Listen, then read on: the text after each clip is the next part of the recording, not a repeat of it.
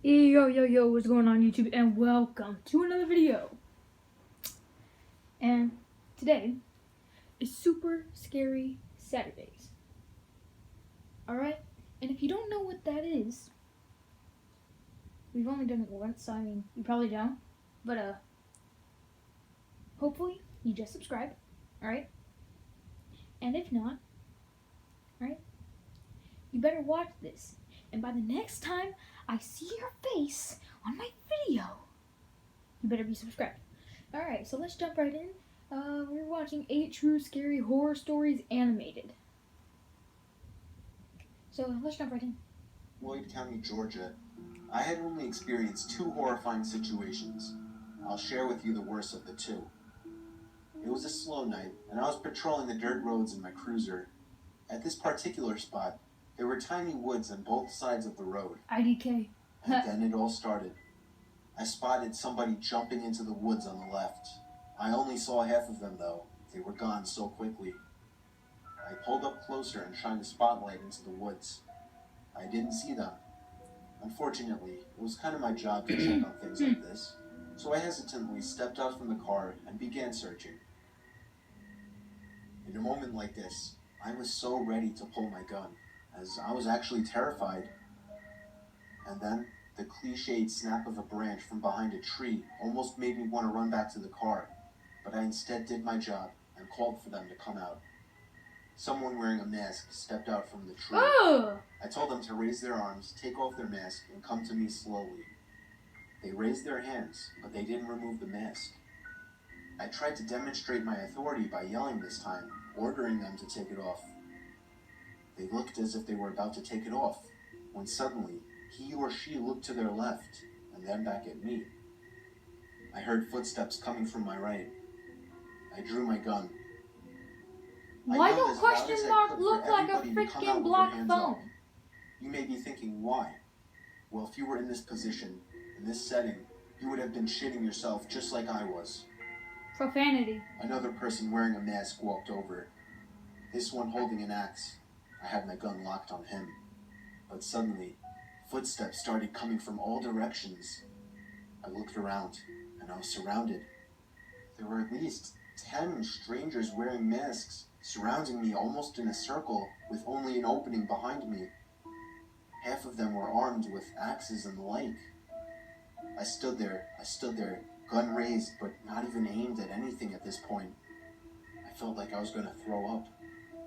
One of them, I'm not sure which, finally broke the silence, telling me in a muffled, deep voice, "Go away." My heart dropped as he said this, in a way that I knew I was going to live. I turned and ran for the car, Yeah, that's driving smart. down the road half a mile, all while calling for backup. As you would guess, the whole group was gone from the woods when a search squad arrived. I have a theory on this, however. I believe that what I witnessed was some kind of fucked up secret society that was planning on Profanity. trapping an innocent passerby, and I think that whoever jumped into the woods as I was passing recognized my car as a police car and tried to hide. Had I not been a police officer, I believe they would have stopped me, led me to the woods, and done whatever this group does for its sick kicks. Yo, what the frick?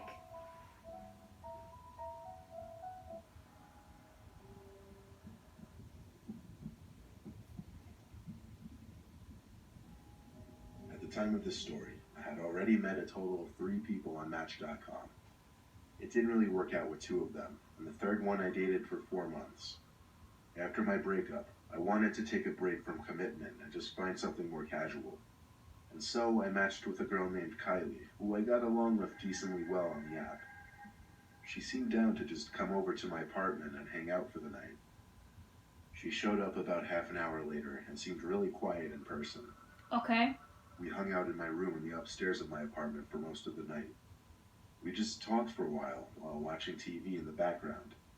There were a bunch of awkward silences, but I did my best to fill them with new conversations. In the back of my mind the whole time I was thinking, are we gonna kiss? Does she expect me to move in for the kiss? How do I go about it? But hours of talking later, I started to realize there was something wrong with this girl. She became increasingly more emotionless. She was staring off across the room as she talked slowly, talking about increasingly deep and dark things. Then she said something surprising. She thanked me for allowing her to sleep over. Apparently, when I said she could take me out for His the night, face. she meant to literally stay the night. She got off the bed and asked what blanket she could use for the floor. I grabbed a couple blankets and pillows and made a sort of bed for her on the floor. She thanked me and then laid down on her side facing away from me. I guessed she was ready to go to sleep. I turned off the TV and closed my eyes. We didn't say a single word to each other, and I have to admit it was very awkward. I fell asleep probably half an hour after shutting the TV, but I awoke randomly in the middle of the night. I sat up and looked down at the floor and was able to see that Kylie didn't appear to be laying on the floor anymore. I flipped on the lamp and looked around the room. She wasn't anywhere actually, but just then I heard a voice downstairs. It sounded like it could be Kylie. Oh The my walls of my god. apartment are paper thin, so noise travels quite easily throughout it. I quietly left my room and stood at the foot of the top of the stairs, listening for what Kylie could be saying. All the lights upstairs were off, but she was talking in a low voice. I just couldn't tell for sure what exactly she was saying. I figured she was on the phone with someone, but still, I went downstairs to check. I stepped into the dark kitchen, and there she was. But she wasn't on the phone. She was just creepily sitting in one of the chairs facing the wall. She seemed to still be muttering to herself. I was frozen. All I could say was, "Kylie?" She turned her head to me slowly, looked at me for a few seconds, then turned back to face the wall. I went upstairs quickly to my room and crawled into my bed to call my dad. I had to call at least 3 times before he finally picked up, obviously sounding concerned. I told him in a quiet panic that some random girl from online was staying the night, and now she was sitting in my kitchen muttering to herself like a crazy person. He sounded confused as hell, but told me to call 911 if she seemed like she was having some kind of episode to safely get her out of there. Then I looked up and noticed a figure standing by my bedroom door in the dark. Ugh. It was Kylie. All I saw was the Her outline of her freaking skinny head body. tilted. She stood there for maybe 10 seconds. All I heard was my dad on the other end of the phone saying hello over and over. The next thing I saw was the silhouette of Kylie at my door suddenly charge at me in my bed as she began to scream. Oh god. She lunged at me and put her hands around my throat, trying to choke me. However, I was able to quickly overpower her and hold her down against the bed. I screamed at my dad to call the cops. I was able to drag the insane girl downstairs by the time the cops came. The cops took her away to fill out a few documents. I think it's safe to say that you should always meet people from websites and apps in a safe, public place first. Oh god. Y'all seen them eyes under the bed?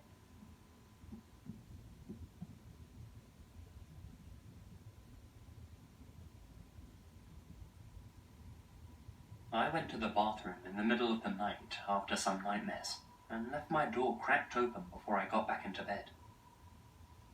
When I fell asleep, I dreamt that I was outside my room. In the dream, I saw my door cracked open. I pushed it open and then saw myself sleeping. When I woke up, my door was wide open.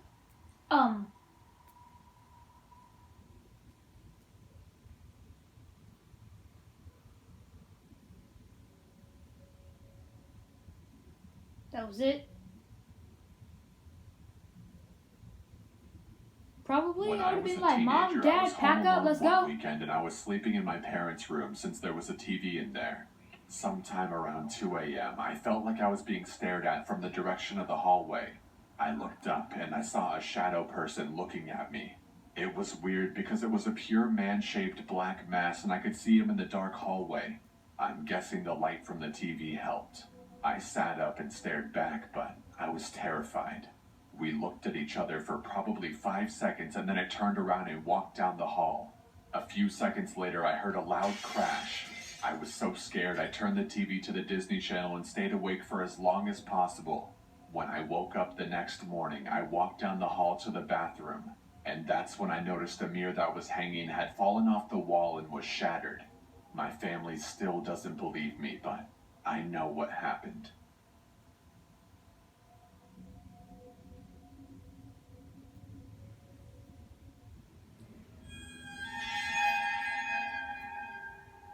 This happened to a friend of mine. She told me about it about a year or so ago. We'll call her Minji. Minji is in her late 20s and works as an English tutor in South Korea. One evening, a few years ago, she was tutoring a high school boy. They were up studying pretty late and the buses stopped running. Being a long way from his house, the boy asked if he could crash on her floor overnight and get the first bus in the morning. Minji was very reluctant because inviting a teenage male student to stay the night didn't sound like a great idea, but he was begging her and eventually she relented. They went back into her one-room apartment and she got into the bed while he laid a blanket out on the floor and they both fell asleep. A few hours later, at maybe 2 a.m., the boy wakes Minji up. "I'm really hungry," he says. "Let's go get some food." Minji opens her eyes and looks up at him in disbelief. "Food? Now? It's 2 a.m. Go back to bed." But the student insists.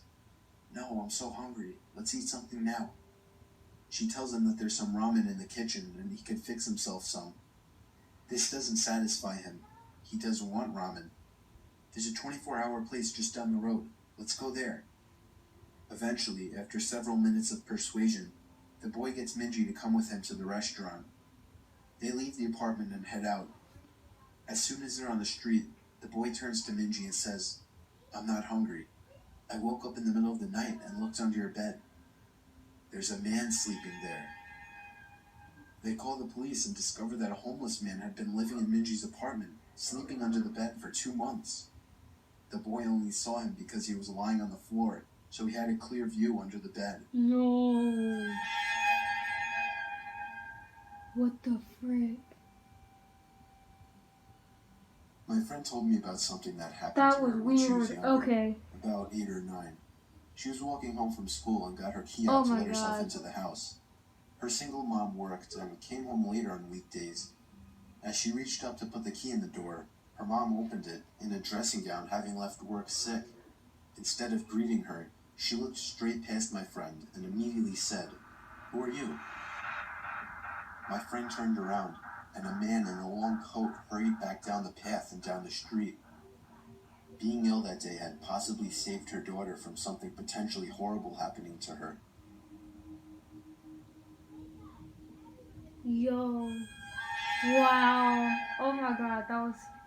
One day while doing my laundry, one of the lights blew out in my basement. My basement is set up so that the laundry room is split up from the other side of the basement with a wall and a door. In order to get upstairs, you have to exit the laundry room and go through the other part of the basement. So the light blew in the other part, not the laundry room. As it was the only light on that side, it was pretty dark. I finished the laundry I had to do while dreading the walk through the dark basement. I exit the laundry room, get halfway through the basement, and I hear a loud cackle. Imagine a sound people make when they imitate a witch. Take that and imagine the witch had been smoking for 50 years, making her voice deeper and hoarser.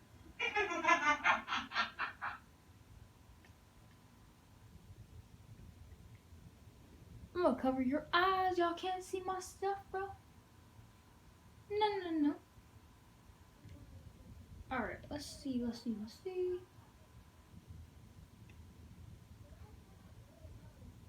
Yo, no looking. You know what? I don't know. Let's freaking watch some Corey Kenshin. If y'all don't know who it is, it's kind of sad. He's freaking hilarious. Alright, you know what we're gonna freaking watch?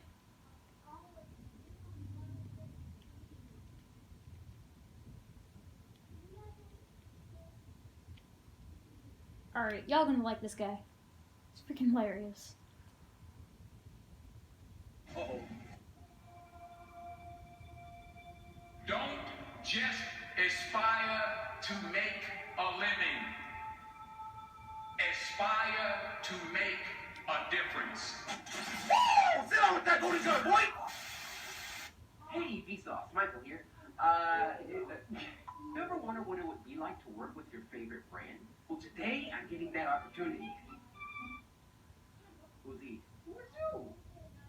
Like, who is you? So before I open this box, I want to give a huge thank you to NVIDIA for sponsoring this video and sending this to me.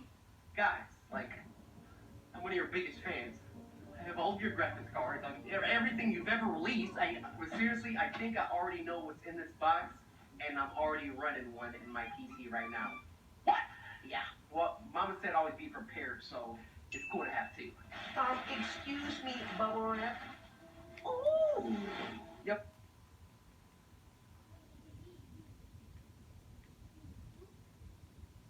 You know what? That goes like, add that right now.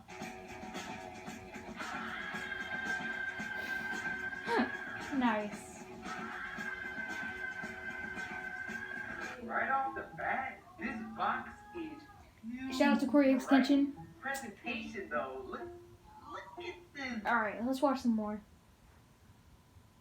We already passed the 15-minute mark. My stalker It became was the summer after graduation, and Jennifer was up late packing for a camping trip with her friends. She had the window open as she sat there folding clothes when she suddenly saw a hand coming through the gap in the screen of her window. Jennifer screamed and the hand flew back. She was stunned, but it could have just been her younger brother pranking her. She got up and looked out the window and saw the figure of a man staring back at her. Jennifer ran into her brother's room but saw him there, playing video games. They called the police, who came and searched the area, but they found nothing. Officers warned her and her parents to lock the windows and doors, but the mother had a feeling that he would come back, and as it turns out, mother's intuition was right. She went outside and waited in the back porch, and after 20 minutes, she saw a man dressed in black in their backyard. He hid behind a tree and slowly worked his way towards Jennifer's window. The mother yelled something to the stranger and he took off running. Police came back out and again found no trace of him. Jennifer never opened that window again, not even the curtains. Her parents installed some motion detecting lights, and that seemed to be the end of that. About 6 months later, Jennifer and her friend got an apartment downtown together, excited as this was their first place outside of home and they were finally living in the city. The downside was that it was street parking only, and after a few weeks, Jennifer's car was broken into. Oddly It's enough, the same nothing guy, was isn't taken, it? but a single rose was sat on the passenger seat. This creeped her out for sure, but she vowed to be vigilant and safe. She always tried to park close to the entrance near the lights, but it was often difficult to get those spots and she would have to park farther away. Things quickly began escalating at this point. Jennifer's car was broken into at least once a week. Most of the time, a flower was left, but once a pair of men's underwear was there instead. And even more strangely, a bag of Tootsie Rolls, weird because it was her favorite candy. This made Jennifer wonder if the person knew her personally, and she started to become suspicious of everyone. There was a laundry machine in the basement of the apartment, and one day Jennifer went down to get a load that finished drying. As she started to fold, she realized that all her bras and panties were gone. By the time the first letter arrived, she had already started making plans to move elsewhere. The letter described a love for her that had been going on for years. He noted things that proved he had been watching Jennifer closely. Not long after, Jennifer was able to arrange for another friend to take over her lease, and she moved in with a new friend on the other side of the city. It was a secured building and had an underground parking garage that was only accessible to tenants. She felt more secure, and the extra money spent was well worth the peace of mind. Things were quiet for a few months, and then her roommate got a boyfriend. There was something odd about Ashley's new boyfriend, and her friends were wary of him from the very beginning. For one, he reached out to her. Another reason was that Matt was very good looking, and while Ashley was a wonderful person, she wasn't the type you would typically expect someone like him to date. Ashley was thrilled. She never had a boyfriend and really felt like he was her Prince Charming. Jennifer, however, thought he was weird and creepy the moment they met. She had deleted her Facebook account when the initial stalking began, but created a dummy account to learn more about Matt. It didn't look like he really knew any of his friends in real life. They were all... Aw, rip. Commercial. Well, guys, pause it. Thank you. Alright, so, it's 20 minutes. Thank you guys so much for watching. Shout out to Corey Extension. We watched him not even for that long, but make sure to check out his channel. The animators, shout out to them. And make sure to check out the channel Arthur Gaming. So make sure to tap that notification bell and backhand that like button. And subscribe today to join the Wolf Pack. Thank you guys so much for watching. Bye!